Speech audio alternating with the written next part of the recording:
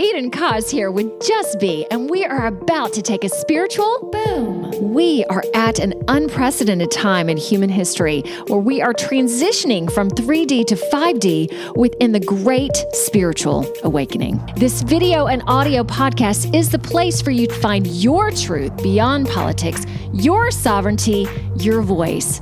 Let's kick up your vibration now. By the way, each episode ends with the Just Be practice to do just that. And as we begin the show, just to know a little bit more about me, I'm a soul realignment specialist, meditation master, and dimensional healer. Learn more, and there's merch also at EdenJustBe.com. Let's get this party started. Eden here. Just Be Spiritual Boom in association with the wonderful, powerful Grassroots Warrior Network. Well, hello, Jean. How are you? Welcome. Great. How you doing, Ian? It's good to be here and be here with the audience too. It's great. Awesome. Thank you. All right. So for anyone who's new to the show, and if you're not, you have to listen to this. I know I'm being super repetitive.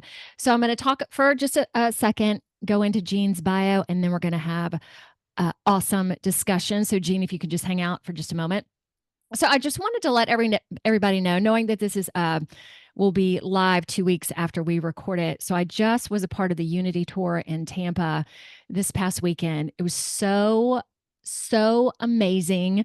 And of course, Tampa is about to be hit again with a hurricane potentially this week, which I believe is very geoengineered and very purposeful.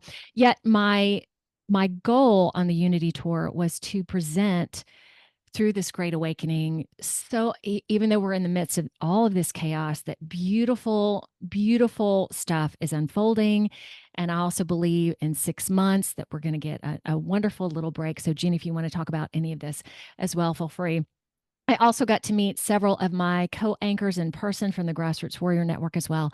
Beautiful, beautiful, beautiful.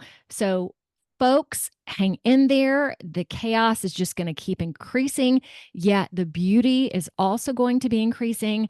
And part of my talk was, I feel really good. Even in the midst of all this chaos, I feel more grounded, more powerful. And this doesn't come from an ego place, more powerful than I've ever felt before. So let's get into Jean. Okay, here goes the bio. Jean Eng, PhD. And this is really interesting because there's a lot of science within you, merging the science and the metaphysical as well. So I can't wait to talk about that. All right. He has a healing practice based in Thousand Oaks, California, and sees clients for a number of energy healing and shamanic healing practices. In addition, he teaches seminars that focus on the integration of science, spirituality, and healing. He travels both in the U.S. and internationally, facilitating healing sessions and workshops, particularly around the Arcturian Healing Method, a modality he created as a synthesis of studies in healing. He received his BA from Stanford and Human Biology and Philosophy Religious Studies and was formally trained as a neurobiologist at Yale, where he earned his doctorate in basic mechanisms of how the brain develops, followed by a postdoctoral fellowship on how ultrasound can affect the developing cerebral cortex. After his postdoctoral fellowship, Jean decided to step into the role of facilitator of healing in order to directly interact with helping people. Most of his work centers around the use of subtle energy to help align the subtle energy body, its channels, meridians, and energy centers to help restore balance and harmony so that healing can occur, whether it be physical, emotional, mental, and or spiritual. He doesn't see himself as a healer, and this is really great, as part of the interconnectedness that occurs when facilitator, client, and source love God interact to bring healing forth. He sees his teaching engagements and seminars as extension of his interaction that occurs on multiple dimensions to bring wholeness, understanding, and evolution to all involved. What do you think of that? What do you think of yourself? That sounds great. Awesome. Okay, so my first question is, okay, because it's very interesting. I've had several people on the show that come from a very medical, scientific background that have integrated that and really shifted it. So I'm curious how that occurred for you. Yet I also want to talk about, how did you come to see that there was this great evolution going on, the great awakening, the golden age, whatever you want to call it? How did that start for you? hmm yeah. Well, when I was in college, I started to on the side study the Course in Miracles just on my own. And I think that created a big shift, particularly during doing the workbook, which is like those 365 lessons. And it's a, much more of an internal mystical type of spiritual study. So that was Okay, kind so of what even drove you there? How, in doing all of your scientific studies, did someone present that to you? How did that even come into your periphery? yeah, it was interesting because it was kind of synchronistic. I was a sophomore and I think I was Yeah. getting ready for finals around Christmas time. And I just went into the Stanford bookstore and I found a book about the Course in Miracles. And I had a like an inner vision that like I never had heard of that book.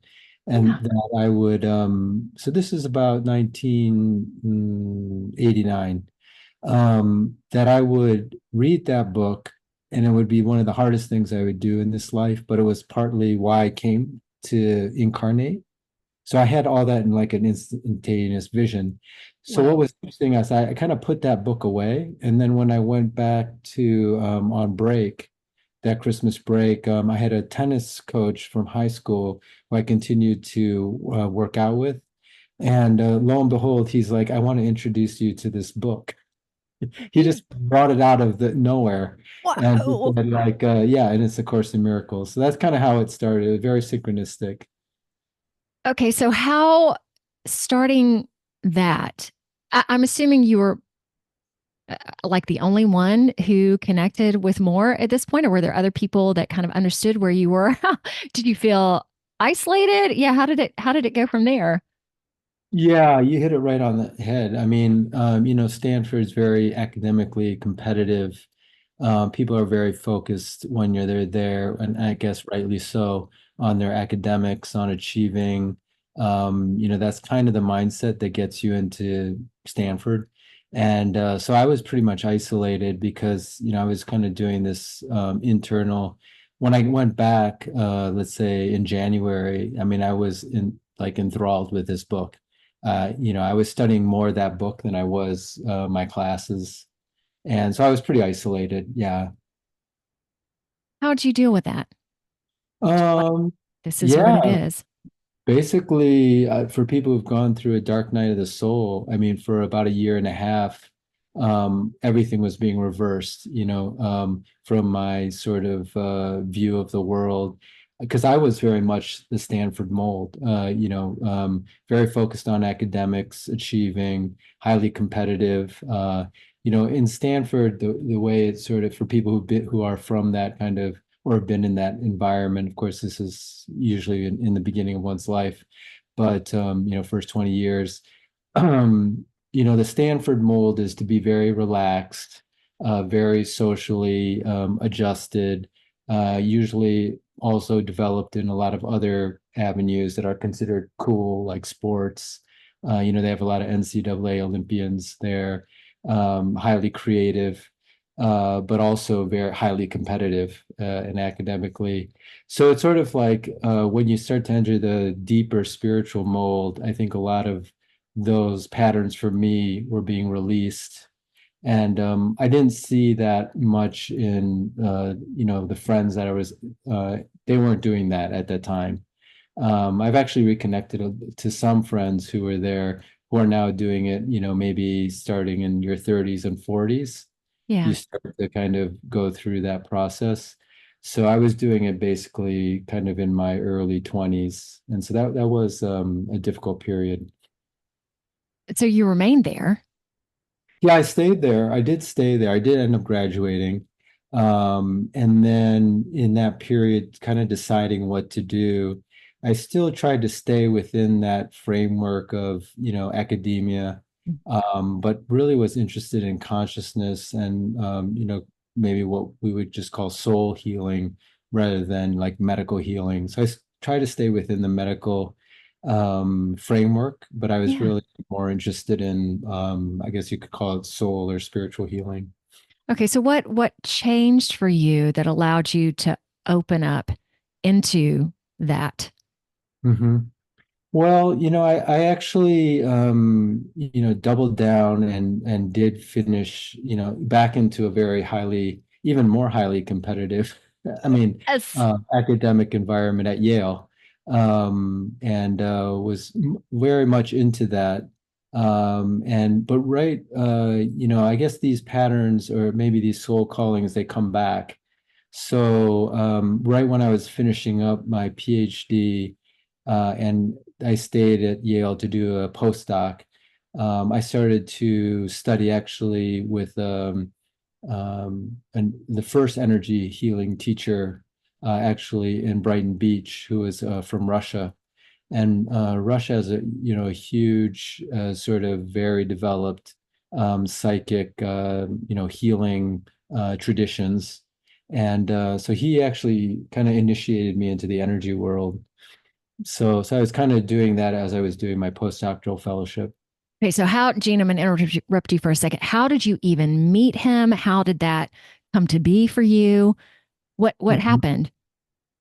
Yeah, I mean the specifics was I was still I was kind of doing spirituality. I call it like a double cover agent. Like you have these science, someone who's deep in science where you wouldn't mention that at a molecular biology meeting. No. You're interested in angels or hearing your inner voice or any of this thing. So I ended up actually going to a lecture at what is called Tibet House, which is it was I guess created by the Dalai Lama and Robert Thurman, who's Uma Thurman's father, but he's a very highly respected, at the time, I think he was chair of the religious um, studies department at Columbia, very good friends with the Dalai Lama. So he started Tibet House, kind of a Mhm. cultural center. And they invited, his name was Vladimir Maximov, this Russian healer, just as part of like a seminar series. They host a lot of seminars there. And that's where I met, this energy healer. And I knew I was interested in healing. Yeah. So probably from a soul or, conscious, from a super conscious level, but I was already becoming conscious that probably wasn't going to stay in science. It's just the start of that thought form. Mhm. And so that's why probably I went to that lecture and started to work like one-on-one with Vladimir Okay, after. so you basically said, "Hey, I'd like to do some one-on-one work." How when you started to make changes, how did your family react to that? Or again, you were still a double agent. They didn't really realize that you were moving into more esoteric. Yeah, tell me about that. Yeah, a couple things. Maybe that's why I brought up the Course in Miracles Yeah. incident. So I was 19. So I was outside of kind of the purview of my parents in a sense, like most people, maybe in the West or the United States, at 18, either they maybe like not necessarily go to college, but they could go to the military or they were kind of more on their own, but I was still within some of the umbrella of my parents there.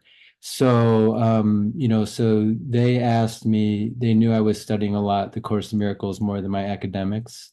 So after a little bit of time, they asked me, like you should finish the academic piece up, meaning Stanford. And Mhm. so I felt obligated to do that. Now, in graduate school or post grad, I'm a lot older, like not a lot older, but let's say I'm in my 30s. So a lot of people are becoming independent fully Mhm. from their parents. So I still had a connection to my parents, but they had already seen me go through the Course in Miracles, knowing that perhaps, they would have liked me to stay within a traditional model, but they kind of knew inherently that my life path was already moving to a more spiritual direction. So it wasn't that big a deal by the time I was in my 30s when I was shifting over for my family. They Okay, are in the that's pattern. good because some families are like, "What are you doing? Or you're crazy. You had Oh all yeah. this, you know." So they were just like, "Okay, that's what Jean's going to do. So we'll be supportive." So were they supportive?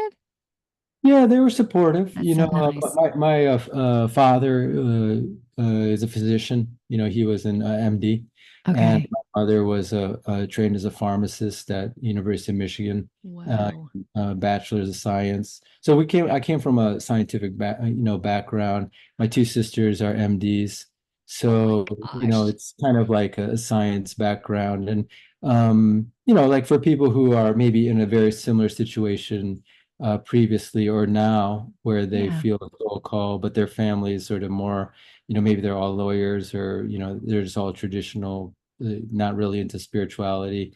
I think it is part of the initiation process of inner initiation. It doesn't have to happen in this pattern, but it's sort of like the way I saw it for myself and the way I've seen it now, studying, kind of going back and looking at it in some context is I think it's called a warrior initiation, speaking of kind of this warrior network, where you kind of have Yes. to internally, not externally, decide what your kind of principles are, and you may have to stand up to that, particularly to people who are very close to you, who may or Ye- may not approve of what you're choosing to do. Yes, I'm gonna have to speak on this real quick. I when I gave my talk this weekend, there was I didn't know what time I was gonna be on stage, and the event was from 10 to 7. And as I'm sitting there, like I had planned on what I was going to talk about, but there was so much, and it makes sense, so much anger and hurt that was talked about on stage.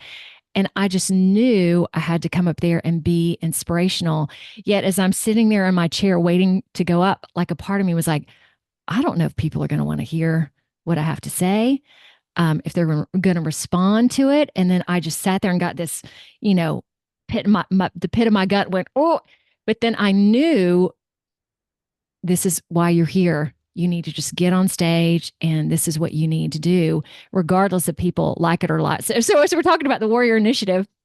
And I was, because of a couple of things that have happened in the past couple of weeks, I knew I could do that. Like if people didn't like me or didn't like what I had to say, and then it was received so positively. So many people came up to me after and said, we just needed to hear that. Because some people have been seeing things and witnessed to things for the past couple of years and it's been really hard. So to tag on to what you're saying too, it is challenging at times to know your heart and your values and what you're supposed to do and to stand into that truth, even when others and your family members and friends are going, what are you doing? So it takes, I would say, a lot of bravery. So, Jean, I'm going to say you're pretty brave in terms of what you've done. So what did they think of you now? They asked for healings. Oh Yeah, my God, that's so they, awesome. yeah, they come to my events and like particularly the retreats and stuff. Yeah. So, I was really cool about it. I mean, I think when it was so internal that there wasn't really much choice. I think there is Right. still a choice, but it would be very difficult to have gone like another Yes. route. Hmm. Hmm. Okay, and a lot of my family still goes, we're not quite sure what Eden does. She's a little, off the beaten path. So we'll just pat her on the head and go your own way. So the fact that your family is coming to you for healings, yeah, that's awesome. All right, I would like to talk, unless there's anything else on that. I know that the Arcturian Healing Method is a modality you created. So I want to go into that and to also talk more about the Arcturians, because I mean, we talk a lot about galactical beings on the show, but I also like to give um, as much elemental information, if you want to call it that, as we go into this. All right, how would you start with that? Yeah, I mean, it was interesting, the spiritual breakthrough and Yeah. like what we just discussed, and then going into energy healing, and then of all things in energy healing, then to go into galactic interdimensional Yes. topic is kind of the little bit of to put it nicely, the avant-garde part of energy healing or spirituality. So Nice, nicely put. yeah, well, after like so I studied with it was probably a process of like intuitive choosing of teachers and subjects. So after studying with Vladimir Maximoff, who kind of initiated me to energy healing, I studied particularly pranic healing from Master Chokoku Sui, and then synchronistically studied a modality called the reconnection from Eric Pearl. Ooh. Uh, and that modality, I was really shifted my consciousness. And what was interesting about it is Eric Pearl publicly talks about it being Pleiadian, and which is another star kind of family or star, seed family.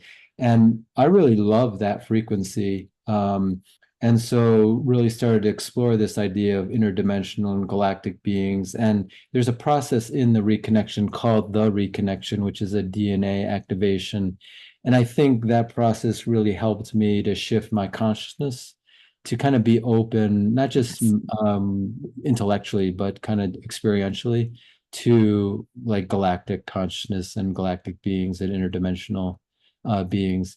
There's more to it than that, but kind of just pause there. But that was definitely a big shift into the galactic portion. Yes. All right. Let me ask you this, Jean. All right. So there are many spiritual people that how do I say this? That and this isn't critical, yet this is the best way I can say it. It's like levels of spirituality. So connected to source and all that. Yet then there's this great awakening, interdimensional, that's kind of like the big tier of everything when you realize that so much that's going on in our world is not how it truly seems. So I know lots of people that, I'm going to kind of stick my head in the sand in terms of really looking at this. How have you dealt with that? Hmm. Yeah. So you're saying like for some of these areas like the galactic piece, some people are just not looking at that. Is that what the question is, or? Yes, and to the point also that in looking at the galactic piece and looking at our world as a whole, like it being kind of a matrix and all the things that are going on, all the lies that are being told and moving from third dimension to fifth dimension. Like I have a lot of yogi friends who are like, "Oh, spirituality is great," yet not really wanting to dive into more. Mhm, So, are you running into that at all, or are mhm, your connections not in that world anymore? Okay, mhm. hopefully that makes sense. Yeah. Yeah, I think I kind of try to allow people to be where they are. A Yeah. lot of times I'm seeing them in a healing context or a class context.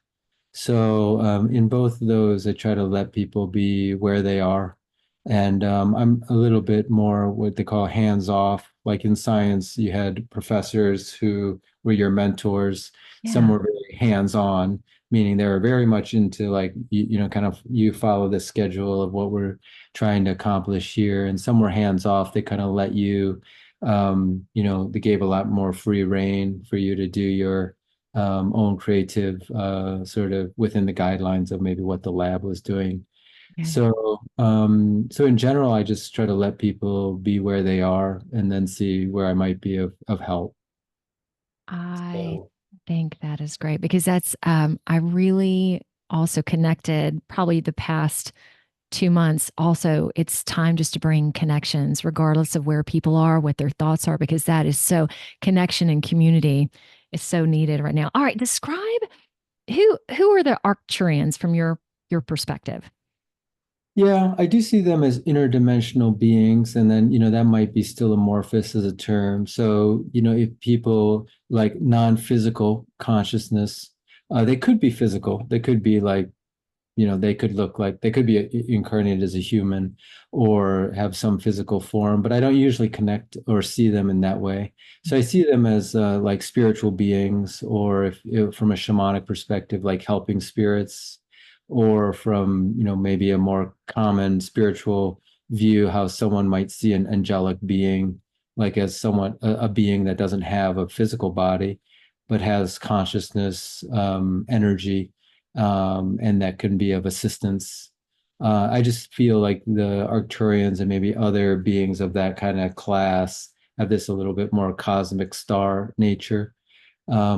So that's kind of how I perceive them, just as a like a very first pass Mhm. uh, And category.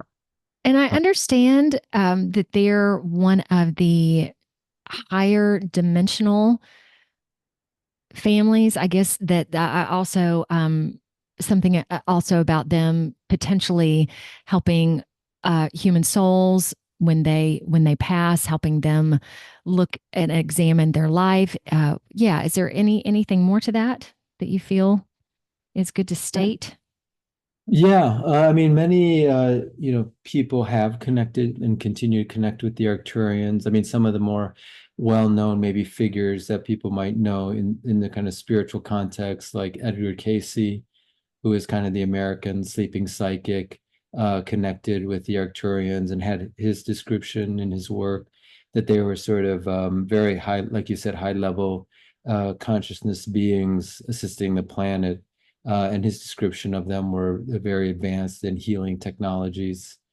And then more recently, Norma Milanovic channeled the Arcturians, and she, I believe, I'm not sure if she was a stenographer. She was much like in the business world, and then Whoa. started receiving messages from these interdimensional beings. And then if people sort of know Tom Kenyon, science Yes. writer, yeah, he wrote an entire anthology. I think he called it Arcturian Anthology. So he connects with the Arcturians. So there's an established, there are people, human people, who have connected with the Arcturians who've been public about it. So my connection, I tried when I was developing, particularly the Arcturian healing method, and the different healing levels. I was aware of the different people who had connected, respected them, but tried not to read their work directly. Because the piece that after the reconnection that helped me make a connection to the Arcturians, I did a fairly extensive training with Michael Harner's school called the Foundation for Shamanic Studies, to actually develop to learn tools to connect to spiritual like beings. They call it for Michael Harner schools for healing context. So kind of helping spirits in the shamanic kind of framework. Knowing that I had this connection to the Arcturians, which I didn't Yeah. mention that part of the story, but wanted to find a tool, a consciousness tool to make a direct connection with them and then see what I would receive from them. So usually I use what in that tradition, shamanic journeying to kind of make this conscious connection. But there are other ways that people have made it, through more meditative or just altered states of consciousness. Mhm. Hey, so how's that going for you? Pretty good, pretty good. That's that's what I focus on a lot for the healing sessions. They're usually Arcturian based. There are a couple other modalities that I've developed, or maybe just in conjunction with other Yeah. mostly galactic beings, have developed one called the Intergalactics, which was connected to at Mount Shasta. But predominantly, I do the Arcturian healing sessions, and then now there's 13 levels of the Arcturian healing method. So it continues. Mhm. I obviously want to come back to this, but I also want to talk about sacred sites because one place that's in my periphery is going to Peru, and I know Mm. you've gone like Mount Shasta. Tell us about some of your adventures in that, if you wouldn't mind angling off for that for just a second. Sure. Yeah, like right in the background, I have Mount Kailash. And in fact, we're speaking at a very synchronistic time. I just flew back yesterday, basically, from Tibet. Oh, And no way! You just yesterday? but Oh my yeah. gosh. So the time changed. And well, thank you so much for being here because I'm assuming that you're a little whacked out. Or how are you feeling? That's a big trip. Yeah, yeah. No, I'm feeling great. I'm feeling great. Okay. Definitely, yeah, adjusting. Wow. But yeah, speaking of sacred sites, kind of being in that energy of Oh, transformation. But I think that is a big part, I think, of the spiritual renaissance that we're experiencing. I had gone to Peru last year if we wanted to just focus on that or just in general sacred sites. And yeah. then we do that was in 2022. And then in 2023, we did a trek of the Inca Trail. So, and added, you can add a couple, like 2 days extra to the 4 days, which was to trek also to a mountain called Salcantay. So, so you trek through Salcantay Mountain and then begin the formal Inca Trail after that. Um, yeah, so I'm definitely totally into like what Oh, you're saying, the sacred sites, transformation that can occur. there was one podcast that I watched you on. Was I can't remember where you were exactly, but it's about seeing lights or, yeah. Do you know, remember what I'm talking about? Or do I like Mm-hmm. looking up at the sky? Can you explain that to everybody? What happened? Yeah, yeah. So part of that kind of period where I guess I was getting trained up to work with the Arcturians. I mentioned the Foundation for Shamanic Studies, Eric Pearl's Reconnection, and then right after working with Eric Pearl and getting the reconnection, I Yeah. started to train with Stephen Greer. People might know him who are interested in kind of the UFO ET connection, but he was also, came out of science. He's a medical MD, emergency medical doctor, but he has had like ET contact since he was a boy, like Wow. young, and then he became a meditation teacher in his training. And then what he did is he developed consciousness protocols to connect to interdimensional ET beings who are kind of in all these kind of non-physical as well as physical dimensions. So I went to a training with him in Mount Shasta. So a lot of these sacred sites are also great places. They tend to be energetic, like ley line connections. And so it's very easy to make interdimensional contact, particularly with ET beings too. You don't Yes. have to be at a sacred site, a so-called designated sacred site to make this kind of contact. You could be right out of your backyard, but it's sort of maybe enhanced. So I went to Mount Shasta and did two trainings with him, like on 2 summers, Hmm. and learned these protocols. And then from then on, I every year, except maybe one year in COVID, there was a pause where I didn't have a retreat. And I think this is what you're referring to. So that's since 2010, let's say, Okay. till now. So maybe like an experience of 14 different retreats at Mount Shasta, and there's been others where we'll kind of do this interdimensional contact. And every year, I mean, the whole group will see these amazing phenomena in the night sky. So yeah, so that's really been a big shift for myself, and I think for people. And now, if people like you mentioned on your podcast, and if people go to Gaia or just like look at the general spiritual milieu, intergalactic beings are now getting fairly, within that Yes. community, normal, like or accepted. Yes. People are definitely starting to open up. All right, Jean, let me ask you this question. If someone has a real a real block, let's say, in accepting that, what Mhm. what would you what would you suggest to them? Yeah, don't rush it. I'll kind of tell a convoluted story to make it short, though. Okay. A lot of people who, are very clairvoyant or sensitive or aware, as most people are, but who've trained that, when Mhm. they tune into the galactic beings, these are ancient beings. They've been, I mean, it's not like they're just showing up in Right. 19, yeah, 80. So, they've really probably, their preference probably, and this could be just an opinion, has been to actually work in the background. Because let's say a person's very three-dimensional in their Mhm. orientation currently in their life, meaning, the physical world is real. Maybe they don't even believe in the spiritual world. Maybe even it's sort of like somewhat a negative thing.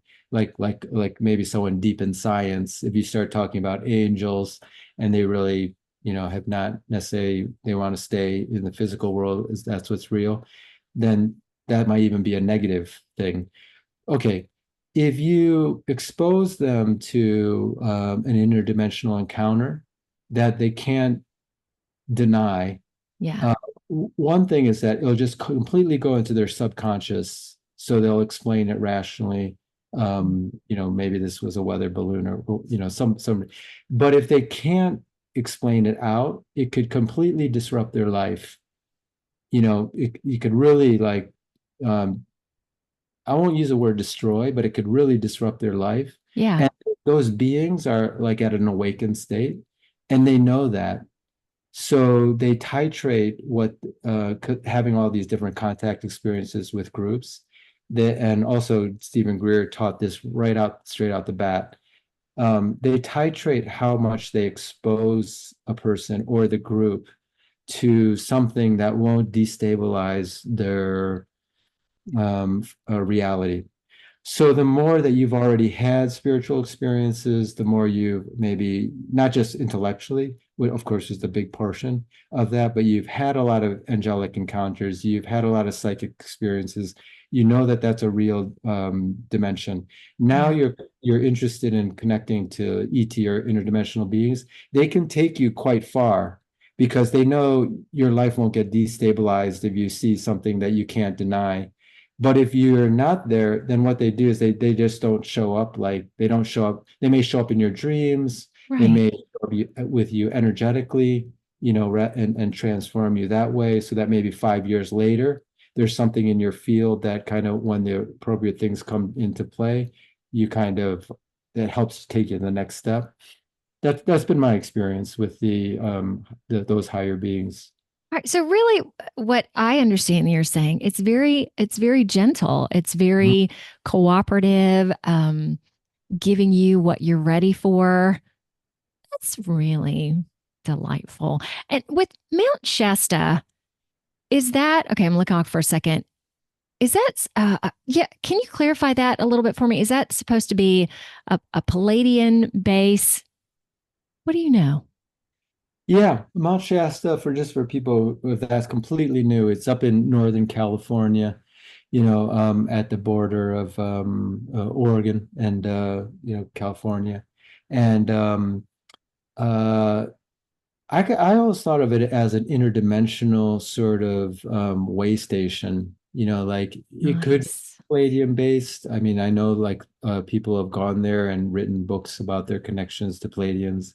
There's something called Telos, which is a kind of maybe an astral city or astral dimension within the mountain itself. And pretty much you can make many different spiritual connections there. So I see it as kind of a little bit more universal, but Thank you. definitely if someone had something specific, they probably could connect there with Okay, y'all, isn't this so fun? I it. mean, to really talk about you're not alone. There's so much more to this world. And it's so wonderful having Jean on the show too, to basically say, I've had these experiences, I've been there. It's nice. All right, can you, and what is the tagline on your website? It's not discover your awesomeness, but it has awesome in it. What is it exactly? I Yeah, loved I it. actually forgot it offhand. I could look it up really quick. Oh, yes, It please was, do. yeah, it's like, yeah, exactly. It has the awesomeness in it. Mm. Yeah, bring awesomeness to your life. Oh, isn't that great? Because that's what we're talking about, bringing awesomeness again, that you're not, that there's source and spirit and connecting to that. But then even when I found out I was a star seed and we're all connected, it was so wonderful because there's a part of me that just, I didn't feel like a fit on the earth. And suddenly with that knowledge, there's a part of me going, oh my gosh, no wonder. And I do fit. And I have, all these connections that I had no idea of. It was just so grounding, which you would think that would put you more into, headspace or above headspace. But it just really helped me. Yeah, I am here for a purpose. I'm here to help through this. I am here to kind of help bridge the gap. Talk about, if you will, the Arcturian healing method. What is that? Mhm, mhm. Yeah, people connect to different, like, you might call them spiritual beings, Yeah. awakened beings in their own way. And then I think it's like a co-creative relationship. Those beings usually will, if there's some kind of service component that can be brought from the spiritual world into the physical world, they'll use, I think, let's say the person who's in physicality. they'll use their talents, predilections, sort of personality traits, interests, and to bring those through. So I mentioned Tom Yeah. Kent. He's a sound healer. So a lot of his connection to the Arcturians, besides like writing, writing that book, is through sound. Um, I didn't really get trained in sound. That wasn't necessarily like the playing instruments my forte. Mhm. But I was very interested in energy, like energy healing, frequencies. And so when I made the connection to the Arcturians, the way they came through for me is sort of in this co-creative manner was like as healing frequencies. So basically, the Arcturian healing methods are various types of healing frequencies based from the Arcturians, for healing on kind of all the what I call seven dimensions. So physical, energetic, or like chi based, emotional, mental, causal, which is like your karmic body, spiritual, like your soul or Akashic record level, and then divine, so like your non-dual level. Yeah, so And that's the Arcturian healing method. Mhm. okay, and I've seen you on certain podcasts work with people who've called in, and I would say when we talk about going back to the gentleness of these interdimensional beings, I would say you have a very gentleness with you too.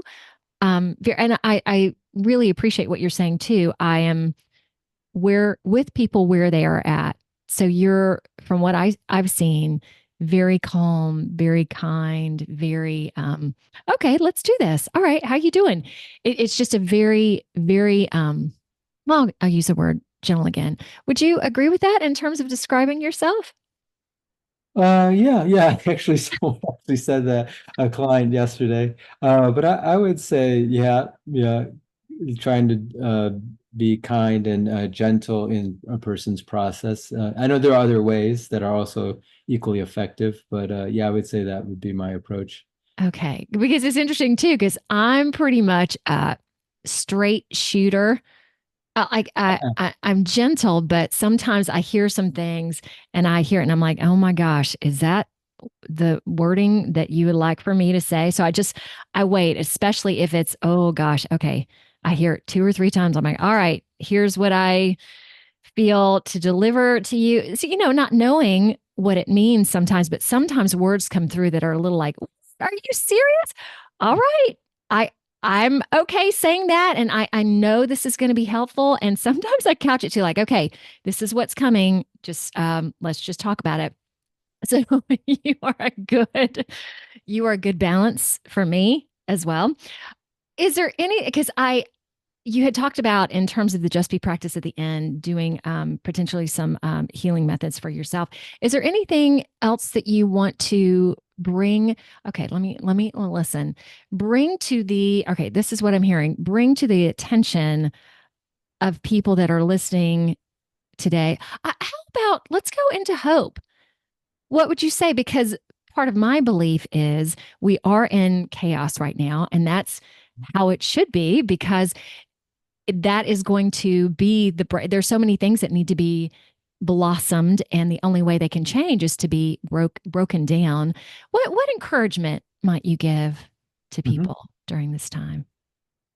Yeah, like I mentioned, I just came out of Tibet, and Yes. one of the things that I recognize is the amount of freedom we have, freedom here, physically, but also particularly, well, I was going to say spiritually, but mentally. And even though we may feel like, there's a lot of in our, let's say we're talking from the United States, but I'm sure this is an international Yes. community here. But wherever you are, if you have that mental, spiritual freedom, that it's such a blessing. And I knew that, but I didn't, when you see the contrast, that just helps to sharpen or motivate me, more, or a person in general, when you see that taken away. And I would say, you know, really focusing on one's spiritual path. If you can see where places that you don't have that, may be very motivating, because because of these quantum ideas, like we're in resonance with like the entire humanity. And we may not physically, be in a certain place to necessarily make that physical change. Sometimes, like we are karmically impelled or have the connections to make a physical change, in our environment. But just by doing our practice or holding a very high spiritual consciousness, we're affecting, not just our environment locally, but quantumly. And I think that's going to be more and more important for people who are kind of at this, like we went just to review kind of this interview, like, yes, it was very interesting personally that I went through those transformations, and that might have helped people, but who are also going through that. But there Yeah. might have been a reason, that a greater reason to kind of hold, to be there in terms of service. Not necessarily that I had to like do something for someone or say something to someone, but just by holding that level of frequency, that really is really needed if you've seen some of these areas where there is oppression, particularly mentally and spiritually. So what did you see in Tibet? Well, yeah, like the spirituality is not in Tibet anymore. The Yeah. Tibetan it's actually outside of Tibet. It's like the Dalai Lama kind of Mhm. escaped into 59 and basically set up in Dharamsala, the Tibetan exiled community, and all the monastics who were able to get out, they started those large universities that we did see in Tibet. They're no longer kind of, it would be like taking Harvard, that has like 16,000 people, students, and now they're like, 300 people. So that Got it. version of Harvard now, or they call they call Drepung, is the biggest monastery. They're in exile in India. So actually, the spiritual essence of Tibet, I see, because I've studied with Tibetan teachers, is actually outside of Tibet. It's like in all the teachers who are out, and whether they're Tibetan or let's say Western trained teachers. So so we have a blessing too, because I ran into Tibetan Buddhism through Tibetan teachers who actually like showed up in my hometown and started Dharma centers. Mostly because they had to leave Tibet. Yeah. Yeah. So yeah, kind of that's partly what I saw. That was beautiful. Thank you so much for explaining that. Then I have this question for you too. What drove you there? Why did you want to go there? Yeah, like I did, I was raised Catholic. My parents were from the Philippines, Chinese from the Philippines, and the Philippines is very much Catholic, and continued in that faith, and have a lot of respect for Catholicism. But like around that time, I was started the Course in Miracles, which is very interesting for people once they kind of move out of the purview again of their energy of their, let's say, home, family, hometown. All of a sudden I became really interested in Tibetan Buddhism. So I think it was it's a past life connection. So this is one of the reasons. So I've continued that study up till now. So that's about 30 years up to, going on this trip. That was one thing. And then it must have been an internal karmic calling Mm. to go back to Mount Kailash, because it is a very spiritual, it's considered like a pilgrimage. You walk around it. It's called a Kora for three. It takes about 3 days, 2 or 3 days to walk around the mountain you see in the background. It's about 52 kilometers. So you do it like as a spiritual practice or pilgrimage. And yeah, I think it was probably a lot of karmic, and also the things that are unpacking now, I think I have really shifted my spiritual path. But we're like, right, I'm arriving right back, like literally talking with you, I'm arriving right back into my daily life. Wow. Now I'm experiencing a lot of full circle moments in the past couple weeks, like things that I mean, they're just coming back, and it's beautiful. So say something went away, and it's coming back full circle in a healing kind of way. So it feels like that. It feels really great for you. And I appreciate you also talking about the freedom that we have here. So even though things may be censored or locked down or whatever, you, how do I say this too, Jean? And I'd love your input on this too, that the freedom of our soul and all of this time is about sovereignty and being able to voice yourself, that you can't be stopped unless you are trapped in your mind and you think you can be stopped. It is, again, finding that polarity of, I can speak. I don't consent to these things. I don't have to even consent because am powerful and radiant and I can hold space. It's just this beautiful place to be. All right. Would you say anything with that? I don't know how articulate that was. Yeah, I mean, I kind of study these teachings and then see them practiced by the Tibetans. That really uh, these ideas of compassion Yeah. and uh, yeah, it's really amazing. I mean, it's just, I mean, it's fascinating to see some of the level of these beings who are in human bodies. Just to give you Yeah. one example is one Tibetan teacher that I've studied with now. He's outside of he's in the United States. He's international. Said that during the occupation there were some Tibetans were able to stay in Tibet. Some were kind of able to leave, and some just decided to stay in the prisons. And so, because just to take care of the people who had to stay. And Right. I just kind of try to put my mindset in that person Yeah. who could have left but decided to stay. It's just like another level of development, in terms of compassion, in terms of, Yes. seeing that they have a different view of their life, of the reality, to be able to make that move. So it's pretty amazing, and that's sort of a resonant field that goes beyond space time. So Oh my gosh. So the polarity of being in a prison, yet not seeing yourself in a prison, then you're mhm, free. mhm, mhm, mhm. Wonderful. Okay, let's move into the just be practice. You take it away. Yeah. Great. Just be Yeah, so there's practice. there's these the current level in the Arcturian method. There's something called the Arcturian high frequency light. It's sort of like currently like the at least within this kind of platform of Arcturian healing method, I call it like an astral bridge to the interdimensional, Arcturians. There may be something else on the planet from the Arcturians, higher, but at least within this morphic field.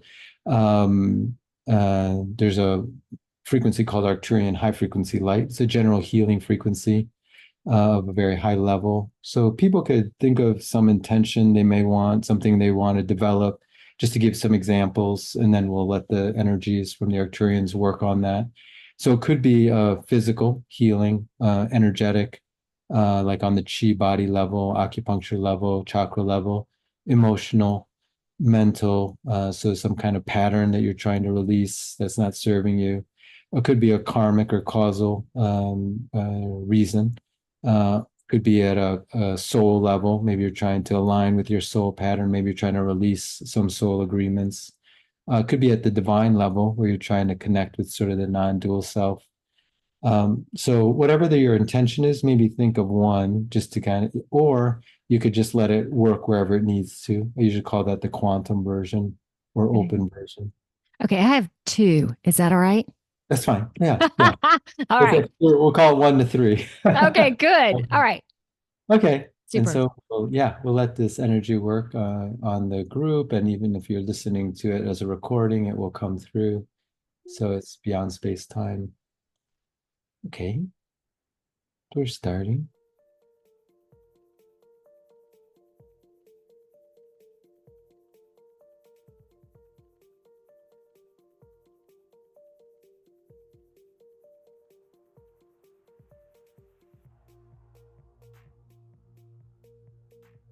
We're starting with the Arcturian high frequency light healing energies at the physical, etheric, emotional, mental, causal, spiritual and divine levels.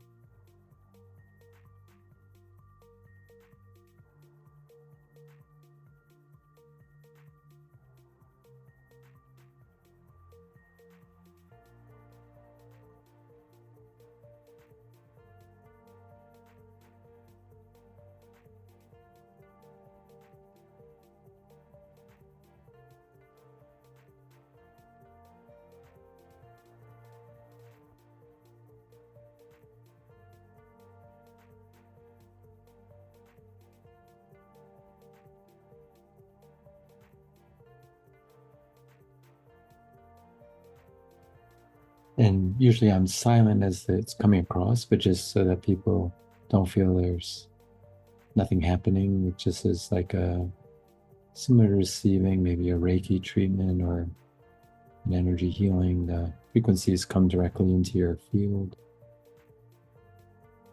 You may feel like a vibration or colors. You may hear an inner tone, or some people don't really feel anything, and the frequencies are still working on their field.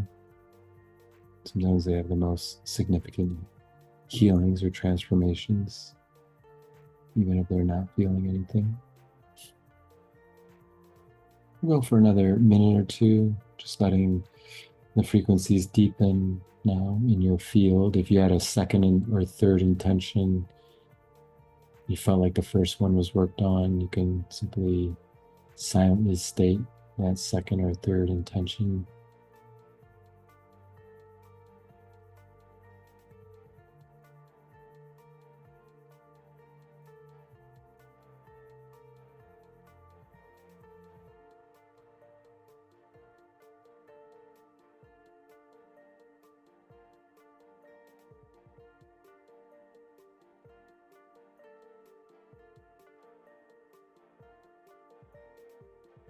And that completes the exposure to the Arcturian high frequency light. You can gently but firmly come back to your physical body now, moving your fingers and your toes, coming completely back to your physical body now.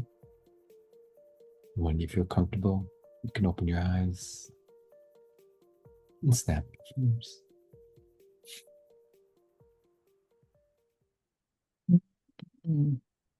Dr. Ang, Jean, you brought some awesomeness to my life. Thank you so much. I'd like to comment on things. So at one point, I asked for some healing for my eyes to come through and then for my connection to everything to be opened. At one point, there was this hugely loud frequency, but it wasn't off-putting or whatever. It was just like I could feel it and hear it, but it was so good. And there were a couple times that I did this. So I'm curious with what comes across on video. That was stupendous. Thank you so much for sharing that with everybody and your light and your own gentleness. So I will post a link and post it in the video to your website, because there are a lot of healings that are available, if I get this right, for download to for a very reasonable price, I would say. And I just want to, again, thank you for all that you are doing in this world to hold the vibration, to hold the space. Appreciate you. Oh, thanks. And thanks for the interview and just sharing things with the your audience and or the audience here. And I love the way that you interview. It really allowed me to, open up and gain insights into, the experiences. So they're all kind of deeply packed in life. Yeah. Oh, awesome. All right, everybody. Until next week. Jean, if you can stand with me for just a second so we can personally say goodbye. All right. Goodbye. Bye. Y'all, find me on Facebook, Instagram, LinkedIn, Truth Social, as well as Rumble, BitChute, YouTube, plus a plethora of other audio directories like Apple Podcasts and Spotify. So like, subscribe, do it all. See ya.